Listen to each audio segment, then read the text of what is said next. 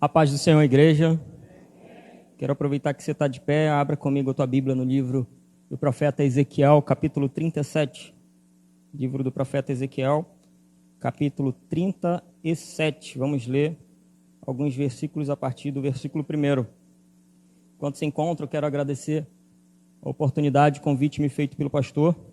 Pastor, é uma grande honra da minha vida servir esse ministério. Já falei isso para o senhor e continuará sendo. Sou muito feliz aqui, muito feliz com essa igreja. Livro de Ezequiel, capítulo 37, versículo 1 diz o seguinte: Veio sobre mim a mão do Senhor, e o Senhor me levou em espírito e me pôs no meio de um vale que estava cheio de ossos, e me fez andar ao redor deles, e eis que eram muito numerosos sobre a face do vale, e eram sequíssimos. E me disse: Filho do homem, poderão viver esses ossos? E eu disse: Senhor Jeová, tu o sabes. Então me disse: profetiza sobre estes ossos e dizes: ossos secos, ouvi a palavra do Senhor. Assim diz o Senhor Jeová a estes ossos: eis que farei entrar em vós o espírito e vivereis, e poreis nervos sobre vós, e fareis crescer a carne sobre vós, e sobre vós estenderei pele, e porei em vós o espírito e vivereis, e saberei que eu sou o Senhor. Aleluia. Toma teu assento. Glória a Deus. Louvado seja o nome do Senhor.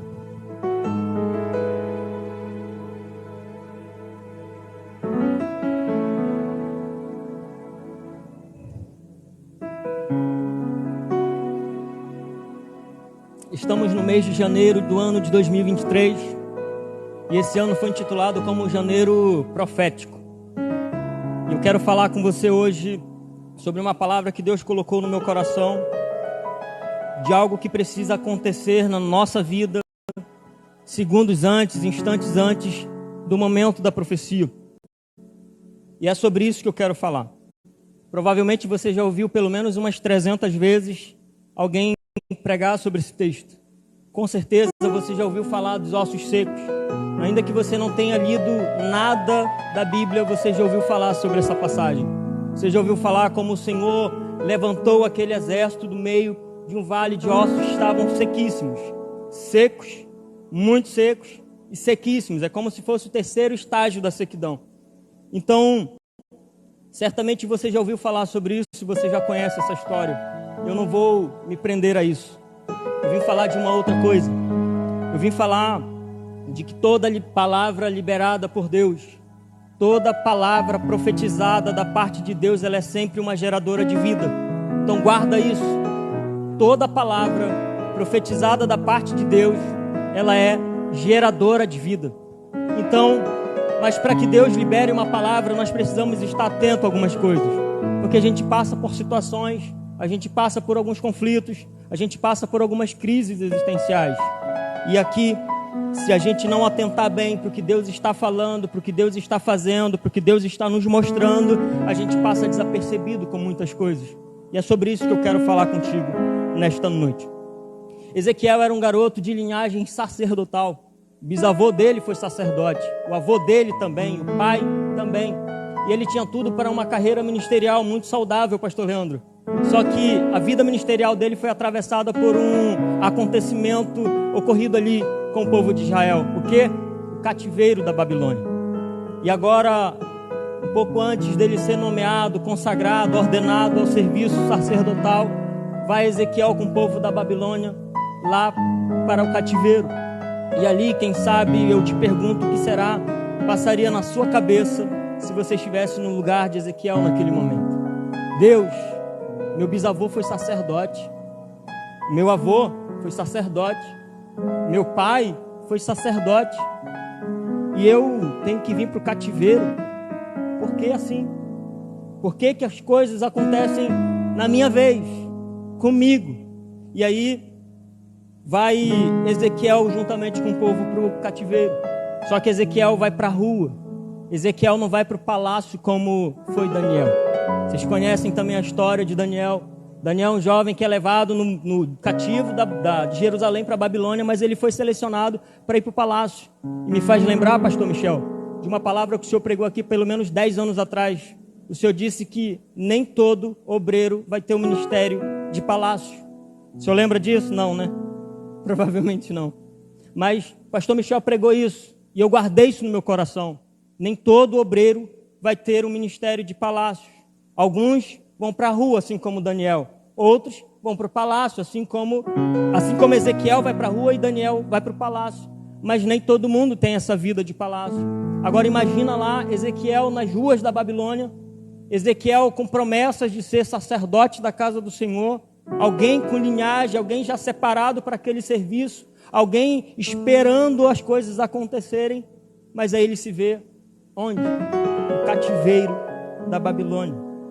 E aí de novo, o que será que passa pela cabeça de Ezequiel nesse momento? Ezequiel é um homem de dores, alguém experimentado nos reveses da vida, alguém para quem Deus pediu certas coisas, sabe? E aí você para pensar que tem coisas que Deus nos pede, tem lugares que Deus nos leva e a gente não entende nada no começo.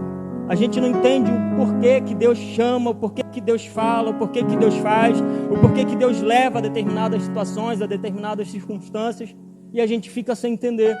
Só que tem uma coisa, Lígia, quando a gente pergunta o porquê para Deus, é como se a gente tentasse colocar Deus na parede. Pastor Anderson, é como se a gente tentasse afrontar Deus, por que você está fazendo isso? Você está até chamando Deus de injusto. Porque olha Deus, eu não mereço essas coisas. Por que comigo? Por que na minha vez? Por que quando chega na minha hora? Por que na minha etapa, como diz lá na Marinha, pastor? Por que comigo? E aí quando você pergunta o porquê, como se você afrontasse Deus. E aí, às vezes, Deus responde esse porquê, sabe como? Em silêncio.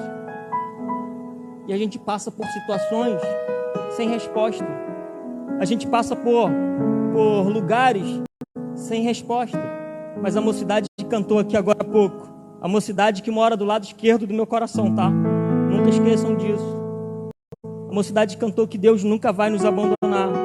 Por mais que a gente não veja, por mais que não esteja claro diante dos nossos olhos, mas tem um Deus no céu que vela pela tua e pela minha vida. Aleluia! Glória a Deus! Glória a Deus! Então, Ezequiel é um homem para quem Deus pediu algumas coisas estranhas, algumas coisas difíceis, e Deus sabe para quem pede. E aí, me faz pensar nesse aceitar as coisas de Deus. Me faz lembrar de Abraão. Deus chama Abraão da sua tenda, fala assim: Abraão, vem aqui fora, vem ver como a noite está estrelada, olha para as estrelas. E Abraão olha, e aí Deus fala para ele assim: olha, você consegue contar as estrelas? Ele: não, Senhor, são muito numerosas, eu não consigo contar. Deus fala assim: assim será a tua descendência. Ele fala: como, Senhor? Eu já sou velho, a minha esposa já está avançada em idade, eu não tenho filhos. Como que a minha descendência vai ser que nem as estrelas do céu, numerosas desse jeito? Não tem cabimento, não tem como, não dá. E aí o Senhor promete a ele Isaac. O tempo passa, Isaac nasce. Aí daqui a pouco, conjecturando Deus chama Isaac chama Abraão e fala assim: Abraão, como vai Isaac? Ah, Deus, Isaac vai bem, daqui a pouco ele casa, daqui a pouco vem os netos, não vejo a hora de chegar os netos, né, pastor? Os netos, as bênçãos e assim por diante. E aí está lá Abraão falando e até agradecendo, louvando a Deus pela vida de Isaac. E aí Deus fala com ele assim: tudo bem, que bom, então faz o seguinte, leva Isaac, vai até o Monte Moriá e sacrifica Isaac. Abraão poderia questionar a Deus com porquê. Abraão poderia dizer assim: Deus, o Senhor me prometeu, o Senhor me fez sonhar, o Senhor me fez esperar, o Senhor me fez confiar, sabe? E a grande dificuldade que nós temos é o seguinte: quando a gente tem um pouquinho de esperança, a gente se agarra com ela, a gente se atraca com ela, e a gente vai com ela para todos os lugares. Olha, eu estou numa situação tal, mas Deus me fez uma promessa. E só para eu ter certeza, para quem Deus fez promessa nessa noite, levanta a tua mão e glorifica o nome do Senhor. Tem muita gente com promessa nesta noite, neste lugar, e você precisa, em nome de Jesus, você precisa se agarrar a esta promessa. Confia nessa promessa, porque quem te prometeu não foi um homem que pode falhar. Quem te prometeu não foi alguém que é enganoso, que engana, que faz, sabe, com conversas mole, não. Se alguém te fez promessa, quem fez promessa foi o próprio Deus, e Ele é fiel para cumprir. Ele não ia te enganar, decepcionar, ele não ia deixar o teu coração esperançoso e depois frustrar os teus planos, frustrar os teus sonhos, não, muito pelo contrário. E agora está lá Abraão subindo o Monte Moriá, o monte do sacrifício, e eu te pergunto de novo, o que será que passa na cabeça de Abraão nesse momento, Humberto? O que será que passa na cabeça de Abraão, lembrando de tudo que o Senhor falou para ele, pastor Elias, lembrando de todas as promessas que o Senhor fez, e agora está ele lá subindo com a sua promessa para sacrificar, mas ele escolhe obedecer. Eu me lembro de algo que eu ouvi do meu líder de adolescentes há muitos anos atrás, e ele dizia o seguinte: a obediência te leva a lugares que a tua perna não consegue ir, a obediência te leva a lugares que a tua inteligência não consegue te levar, a obediência te leva a países, presbítero Fred, que a sua força, a sua capacidade, as pessoas que você conhece não vão conseguir te levar. E eu me agarrei nisso. E Abraão também. Abraão escolhe obedecer. Obedecer a quem? A Deus. Você nunca vai perder nada obedecendo a Deus. Você nunca vai perder nada obedecendo a Deus. Você nunca vai perder nada obedecendo a Deus. Você nunca vai perder nada obedecendo a Deus. Você nunca vai perder nada obedecendo a Deus. Aleluia. Eu não sei o que Deus está te pedindo. Eu não sei para qual lugar Deus está te levando. Mas somente creia e obedeça, porque eu tenho certeza que assim vai dar certo. E aí me faz lembrar também que quando a gente pergunta por que para Deus, primeiro parece que é injusto, sabe? Por que comigo? Porque o Senhor me fez sonhar, mas também parece que Ele escolheu errado. Quer ver? Me faz lembrar dos midianitas, quando afrontavam o povo de Israel, encurralaram dentro das suas casas, dentro das suas tocas, o povo de Israel não podia lavrar a terra, não podia ir no campo, porque os midianitas vinham, estragavam as lavouras, matavam o povo, e eles ficavam ali escondidos. E aí se acomodavam na situação. E essa é uma grande dificuldade que nós temos. Eu falei sobre isso há 2 semanas atrás, aqui no culto da segunda-feira da Vitória. Nós temos uma grande capacidade inata de nos acomodarmos à situação, de nos adaptarmos à situação. Isso é para nós ganharmos tempo. Se você está sentindo uma dor, eu estou com dor no pé aqui agora. Não vou contar por quê, porque a minha mãe está assistindo, ela não precisa saber disso. Mas os irmãos sabem. Então eu estou com um pouco de dor aqui no pé agora. E aí eu estou suportando essa dor, estou me adaptando a essa dor, porque daqui a pouco eu vou resolver essa dor, vou sentar ali de novo.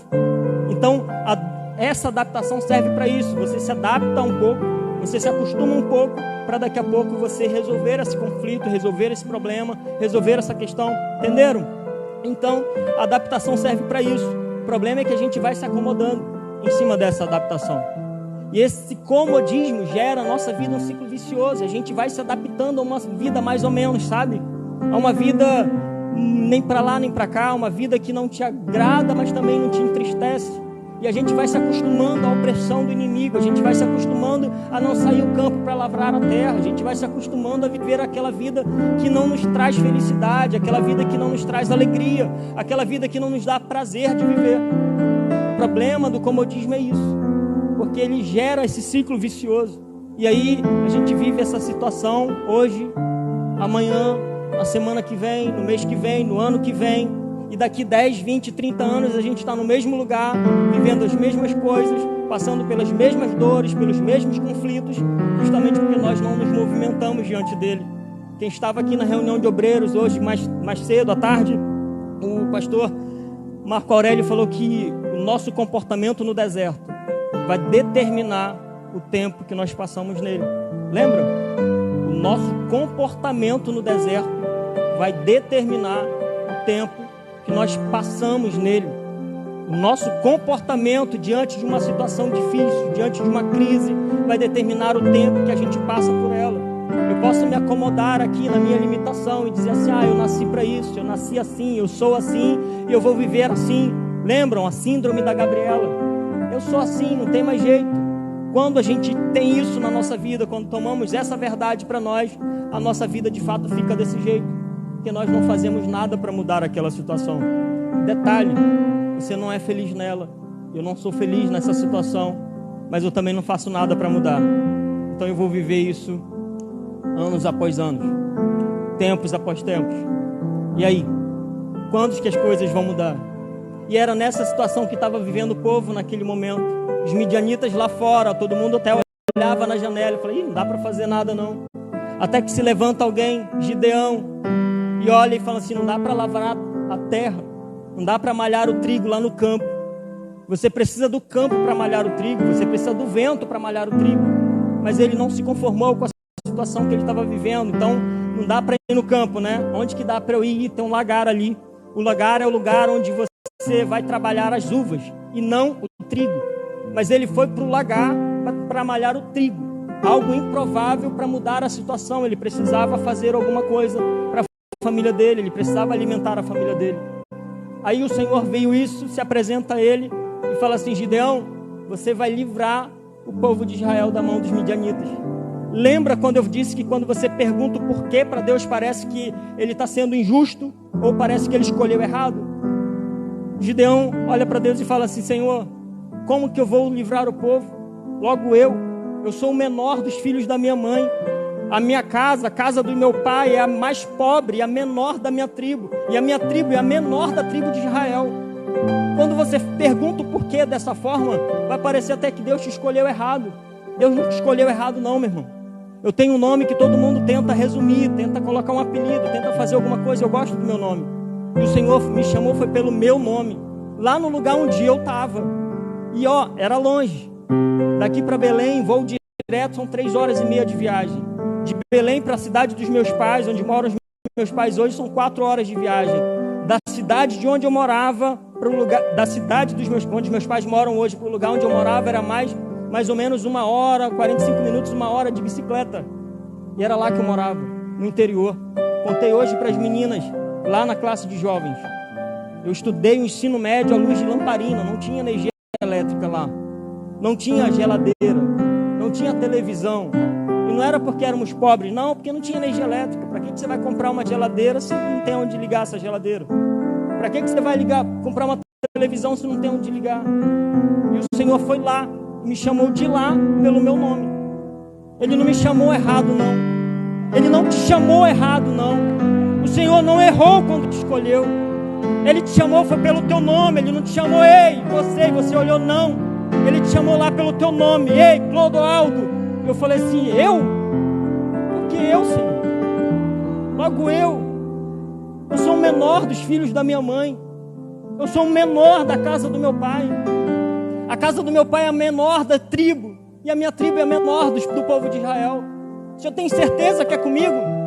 E o Senhor fala para ele, vai nessa tua força.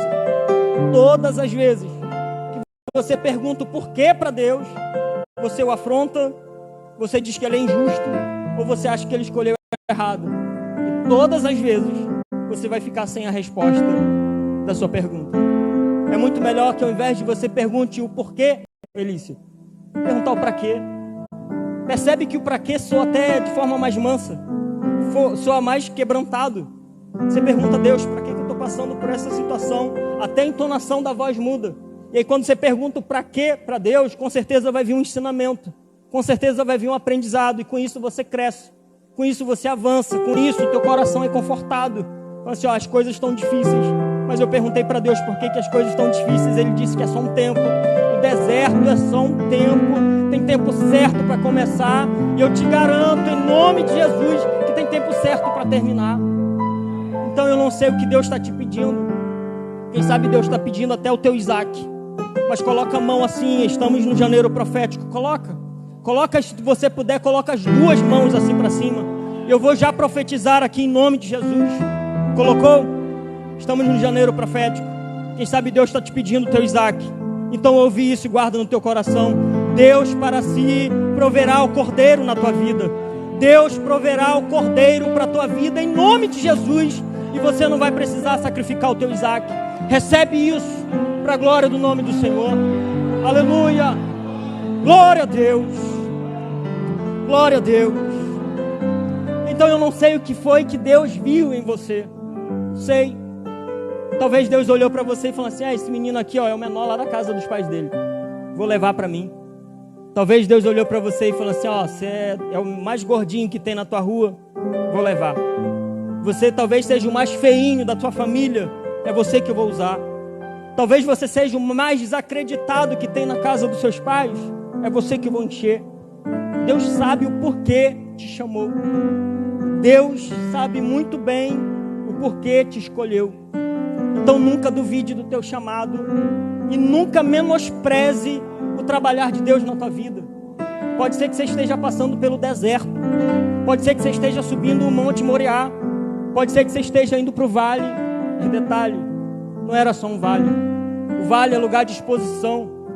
Para quem é fuzileiro, pastor Irineu, o vale é lugar de exposição, lugar de morte. É lugar onde você precisa evitar sempre. Estratégia de guerra. Dê a volta, mas não passa no meio do vale. Se passar no meio do vale, você vai morrer. Essa é a estratégia que nós aprendemos na guerra, certo? Só que aí Deus leva Ezequiel no meio de um vale que já tinha gente morta. Só de estar no vale já era ruim. Agora imagina, Ezequiel podia ter pensado dessa forma: Senhor, eu estava lá na rua da Babilônia, achando que o meu ministério tinha ido por água abaixo, e aí o Senhor aparece, alegra o meu coração, o Senhor está me levando para algum lugar, com certeza é de volta para Jerusalém. Não, é para o vale.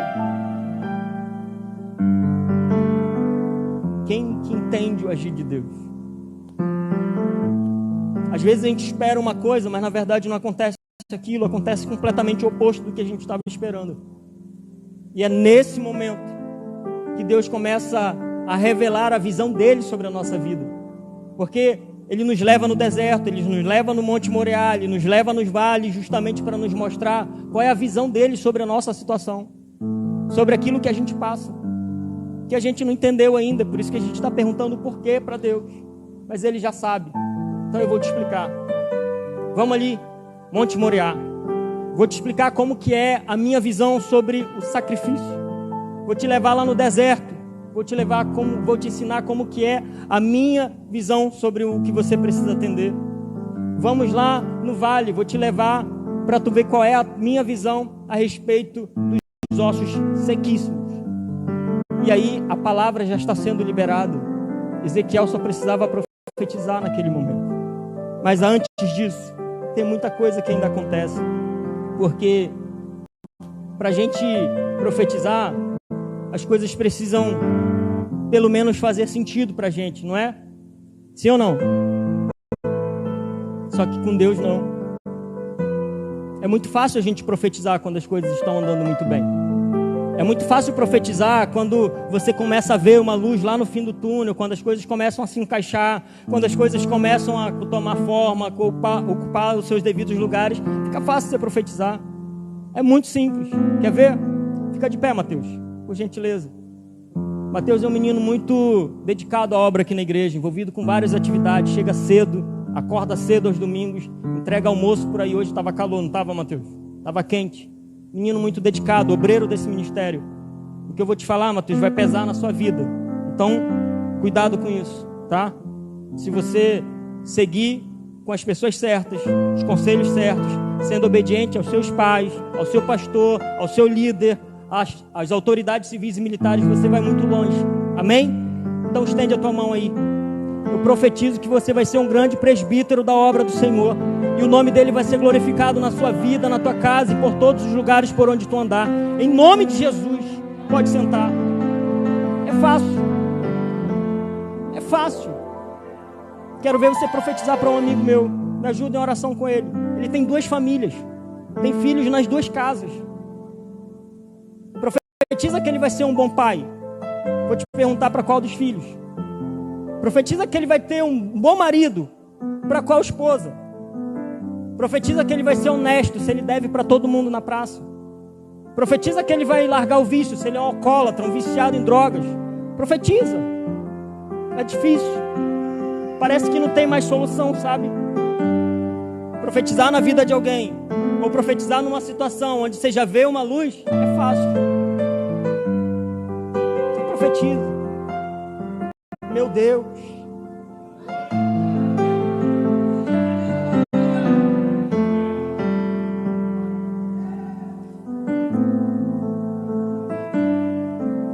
Estou melhorando, minha saúde está começando a tomar forma, estou começando a me recuperar. Eu profetizo que você vai ficar bem. Amém. Profetiza para alguém que está em coma. Profetiza para alguém que está com metástase, os órgãos todos tomados do câncer. Profetiza.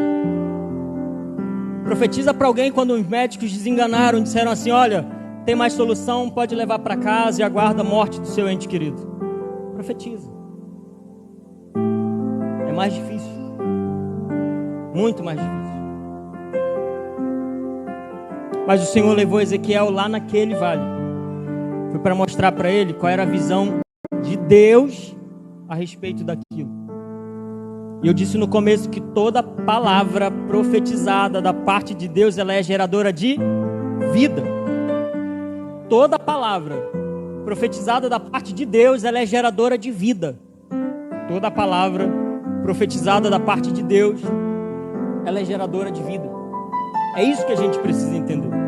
Se a palavra foi profetizada da parte de Deus, não importa se está no coma, se está com câncer, se está numa situação difícil. Eu não sei como é que Deus vai fazer, mas eu sei que Ele vai fazer. Pode ser que venha o vento do norte, pode ser que venha o vento do sul, pode ser que venha vento de todos os cantos da terra. Quem sabe o osso vai se juntar ao seu outro osso. Quem sabe as coisas vão se ajeitar, vai ter um grande reboliço, mas no final de tudo, sabe o que vai acontecer? O milagre do Senhor. Aleluia! Glória a Deus! Glória a Deus! Oh, meu Deus! Aleluia!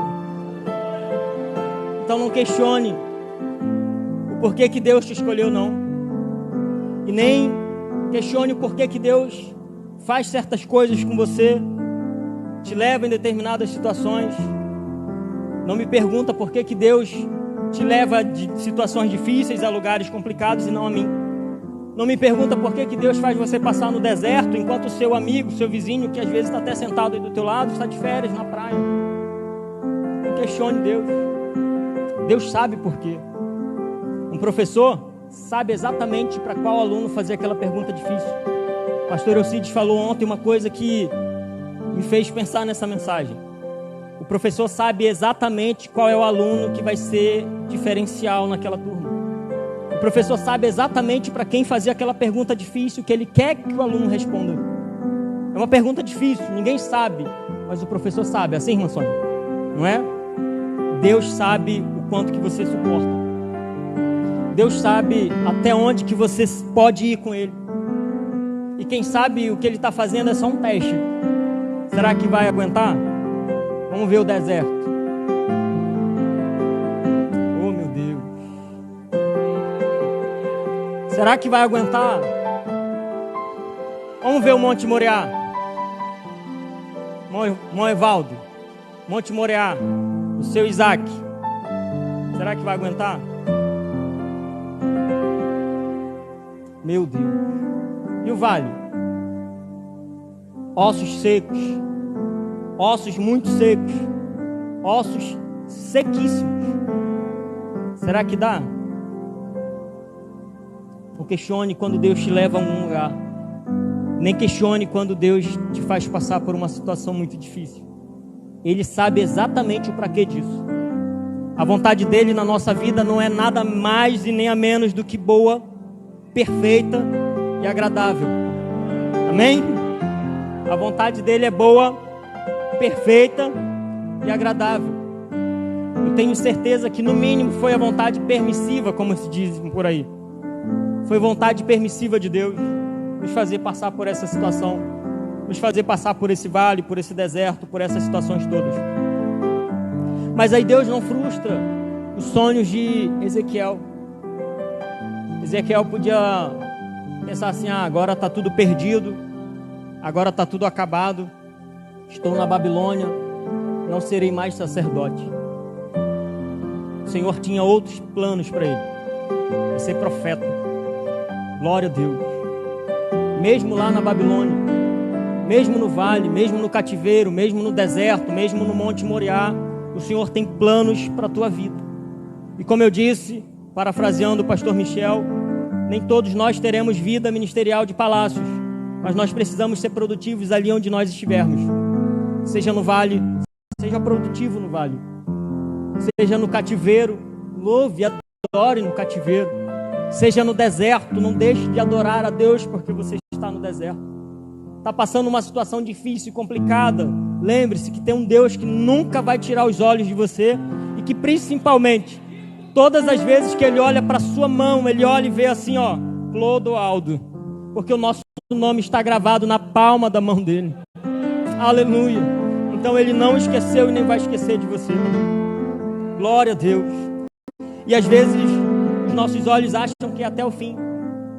E a gente pensa que não tem mais solução de fato. Porque as coisas acontecem de um jeito que não nos faz enxergar a luz no fim do túnel. E aí eu te trago 2 exemplos.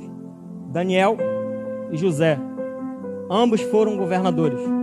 Só que quando Daniel é levado de Jerusalém para Babilônia, ele é levado diretamente para o palácio. José, ele foi vendido como escravo pelos seus próprios irmãos, isso para que ele não fosse morto. Então ser vendido como escravo naquele dia era a melhor coisa que podia acontecer na vida dele, porque a outra opção era a morte. Então entre morrer e ser vendido como escravo, ele foi vendido como escravo, glória a Deus, porque senão era morto, ele seria morto. E às vezes a gente pensa que esse é um fato ruim que aconteceu, não, foi o menos pior. É só a gente olhar de uma outra ótica, porque se a gente não mudar a ótica como a gente vê as coisas, a gente enxerga tudo distorcido, a gente enxerga tudo acabado, a gente enxerga tudo sem mais solução. E aí vai lá José. Eu disse que Daniel foi levado diretamente para o palácio, José é vendido como escravo. Aí tem uma situação que acontece lá na casa de Potifar, ele foge. Aí eu imagino José orando no seu quarto, dizendo assim: Deus, muito obrigado porque eu resisti àquela tentação, muito obrigado porque eu consegui fugir daquilo, muito obrigado e glória a Deus pelo teu nome foi conservado na minha vida, o meu testemunho não foi quebrado, eu não caí, eu não pequei. Enquanto ele orava, alguém bate na porta, e ele, quem sabe, enxuga suas lágrimas e vai atender a porta. Quem era? Os guardas, para prendê-lo. Ele foi governador, mas antes disso ele passou pela escravidão, pela prisão, foi acusado de coisas que ele não fez. Até que ele chegasse ao cargo de governador, muita coisa aconteceu com ele. Não questione o porquê que aconteceu com ele de um jeito e com Daniel de outro. Não sei. Eu não sei porquê que com você acontece de um jeito e com outro irmão de outro jeito. Não sei. Eu não sei porquê que você sofre mais em umas situações do que o outro irmão sofre menos em outras. Não sei. Mas Deus sabe. E Deus está te preparando para assumir uma determinada função. Deus está te preparando para assumir um determinado lugar. E talvez seja muito necessário que você passe por isso. Eu não sei se José teria condições de administrar. O pastor pregou na sexta-feira alguma coisa sobre José. Não sei se José teria condição de administrar o Egito como administrou daquela forma, se não tivesse passado pela prisão. Não sei. Talvez alguma coisa no coração dele se acendesse, desde a época que ele era garoto, teve aqueles sonhos. Quem sabe ele iria com muita soberba, sabe? Mas aí Deus fez ele passar pela prisão, aprende algumas coisas, e daqui a pouco você vai para o lugar para onde você tem que ir. Então não questione Deus por essas coisas. Depois de muitas coisas acontecidas na vida de Ezequiel, está ele lá no vale de ossos secos. E eu já vou encerrar.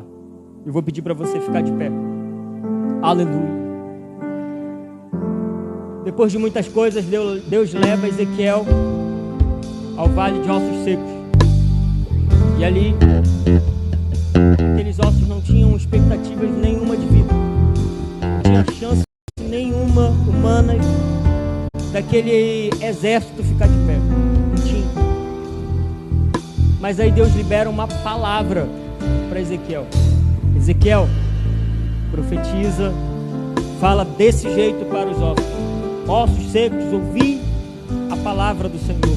Assim diz o Senhor a esses ossos secos. E aí vem a profecia. Eu não sei por qual situação você está passando. Eu não sei por qual vale você está passando, qual deserto você está enfrentando. Mas eu quero orar pela tua vida. Coloca a mão no teu coração. Talvez você esteja pensando aí, não tem mais solução nenhuma para o que eu estou passando. Não tem mais condição humana nenhuma para o que eu estou vivendo. Não tem mais jeito para aquilo que eu passo hoje. Não tem mais solução.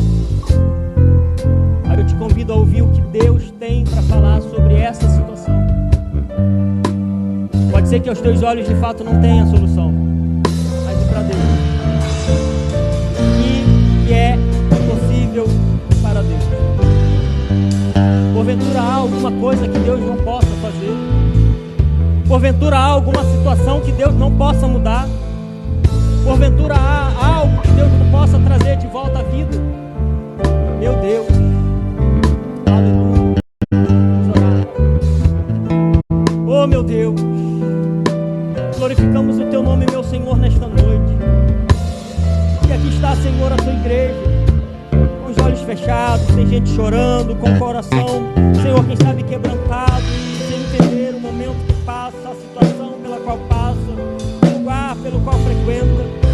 Mas em nome de Jesus, meu Senhor, traz refrigério sobre essa vida, conforta esse coração, renova, meu Senhor, a esperança, renova o ânimo, renova a força, firma bem, meu Senhor, os passos desse meu irmão, dessa minha irmã, para que nós possamos entender qual é a tua boa, perfeita e agradável vontade para a nossa vida.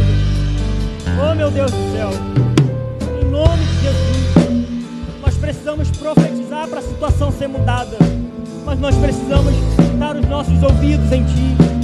Então traz a sensibilidade aos nossos ouvidos, nos faz entender qual é a Tua boa palavra para essa situação, para que nós possamos profetizar nela, e o Teu nome seja glorificado nessa causa, meu Senhor, para que o Teu nome seja glorificado nessa situação. Oh meu Deus, em nome de Jesus, em nome de Jesus, em nome de Jesus.